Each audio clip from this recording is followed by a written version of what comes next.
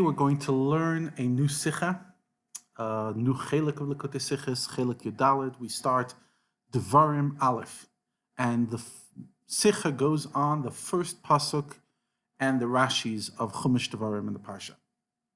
Eila Hadvarim, these are the words, Asher Dibra Moshe al Kol Yisrael, that Moshe spoke to the entire Jewish nation, Be'ever HaYarden, on the eastern side of the Jordan River, Bamidbar in the desert, Ba'arava, seemingly in the plain, Moil Suf, against Suf, Ben Param, Ben Teufel, between Paran and Teufel, Velavim V'Chatzeres V'Dizav, and all these other places. Comes Rashi and explains what's going on in this Possuk. It seems to be a very unclear Possuk. What are you trying to tell me all these places? Just say Bamidbar or Ba'arava, etc. Says Rashi, Eila Advarim, these are the things. These are the words. Lefisha divrei tachachos, because he's about to rebuke them, and he counts all the places that the Yidden made Hashem angry. Interesting, the Rebbe's medayik, the Rebbe focuses on the fact that it's dafka, he mentions the stuff that they made Hashem angry, not when they fought against Moshe, but only when they fought against HaKadosh Baruch Hu. Lefichach sasam sadvarim, therefore he kept things a bit oblique, he's skiram beremez, he keeps them in hint, bipnei kvoden shel Yisrael, out of respect for the Jewish people. What's the hint? So comes Rashi on the word Bamidbar. They weren't in the Midbar, rather they were only in Arvais Mayav, in the plains of Mayav. So why does it say Bamidbar? Bishvil mashichisu Bamidbar, because they angered Hashem in the Midbar. Sha'amru, they said, Mi yitemusenu, if only we would die in Mitzrayim and not have to come. Ba'arava, in the plain, Bishvil ha'arava shechatu bal pa'od b'shitim ba'arvais Mayav. This refers to the time that they sinned with the Jewish people sinned by Shittim at the entrance of Mayav, which was just a few parshas ago, the story of after Balak and Bilam, and when Pinchas had to stab Zimri. Then continues the Possuk, Moil Suf, what's across Suf? Al Mashehimdu b'Yam Suf, that's what happened in the Yam Suf, when they started crying, is there no graves in Mitzrayim, etc. As they came out of the water, they also caused problems in the Mara with water. Bein Paran ubein Teufel v'Lavan, says Rabbi Yochanan, we went on all the psukim of the entire Chumash. We haven't found a place that's Teufel and Lavan, but rather he rebuked them on Shetaflu alaman, that they complained. Teufel, they complained alaman, on the man shahu lavam, which is white, like they said v'nafshenu katza b'lechem hakloikil in Parshas Ba'aleischa. And what they did b'midbar paran, what's paran? Al yedei meraglim, what they did in midbar paran through the meraglim. V'chatzeiros, that is either the machlekes of Korach or what you should have learned what happened with Miriam because of Lashon Hara in the place of Chatzeiros, and V'di Zahav. And this is the Rashi that the Rebbe establishes himself on. Haychichan ala egel sha'asu. He rebuked them on the egel that they did, b'shvil roiv zav shalahem, because of a lot of gold that they had. So in other words, he rebukes them not on a place, but similar to Teufel Lavan, it wasn't a place, but rather an act. So too, he rebukes them about the thing that they did with the Zav, and that is the Egel. And the Rebbe asks the question, how did Rashi know that V'di Zahav is not a place that was named after the Chet HaEgel? And the Rebbe explains that ultimately the Zahav wasn't the main cause of the Egel. The main cause of the Egel was the fact that they didn't see Moshe Rabbeinu. They missed him. Zahav was simply the mechanism they did it, similar to the man that they complained that it's white, but it's not the fundamental flaw.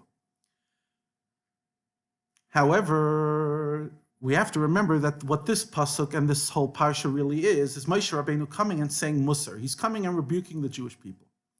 So he's pretty blunt, and he says things quite harshly, and he says, Bishvil roiv zav shahaya lahem.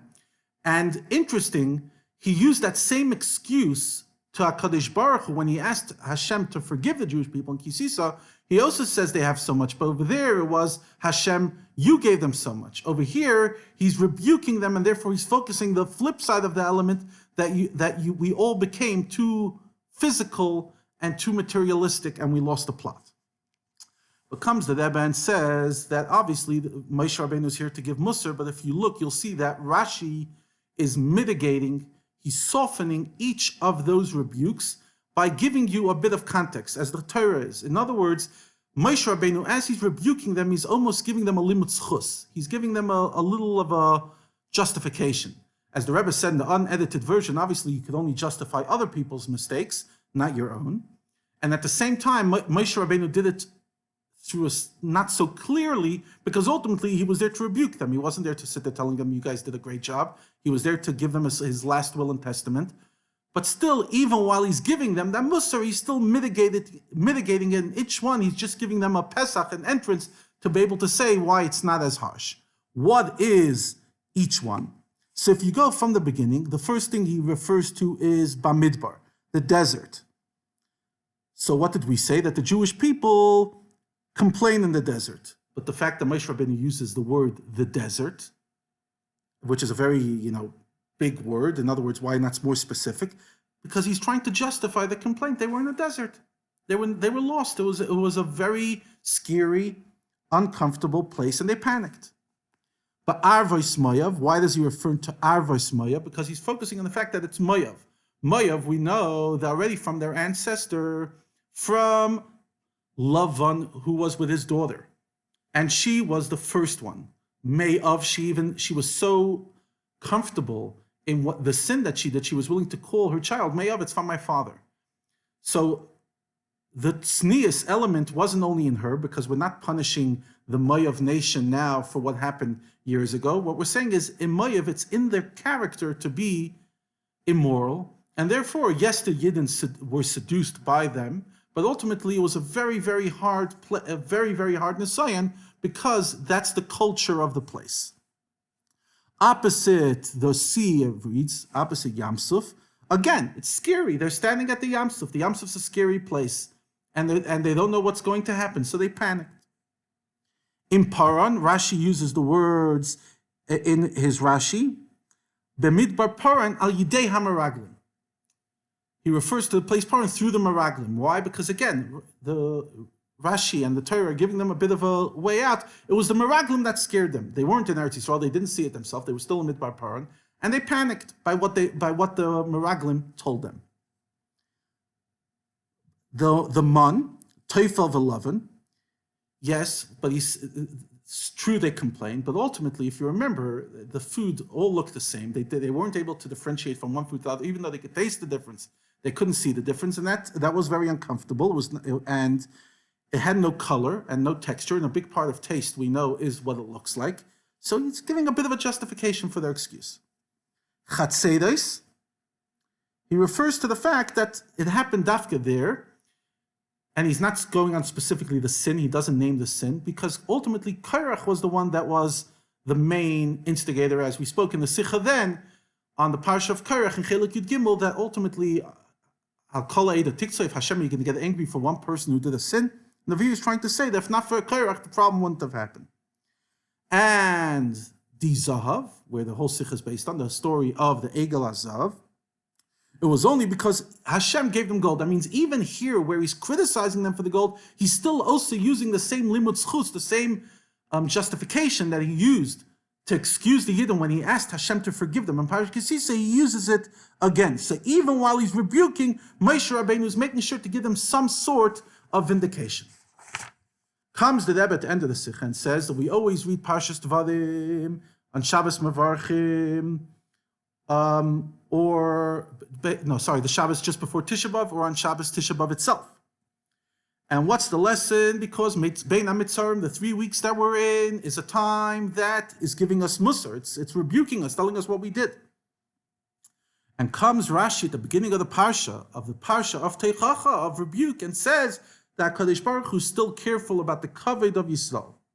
Because the ultimate goal of rebuking and the whole point of Galus is Yerida B'Shvil Aliyah, to go up.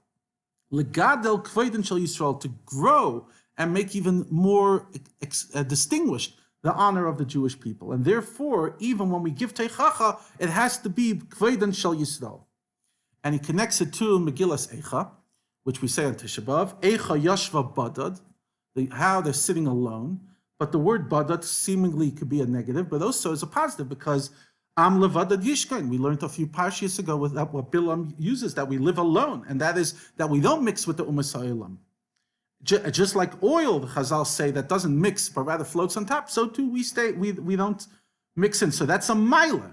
So even while we're criticizing, we're saying Eicha Yashva Badad, in self we're giving the maila, and that maila is going to be ultimately revealed with the coming of Mashiach, speedily take it from Miyad Mamash. And I think it's just the lesson of this Sicha, the first Possuk of Chumash Devorim, which is the Chumash, really, Mishnah Torah that Moshe Rabbeinu is talking and rebuking Am Yisrael, and to show the limud zchus, the Rebbe is showing in every single word in the Torah and the way Rashi interprets it.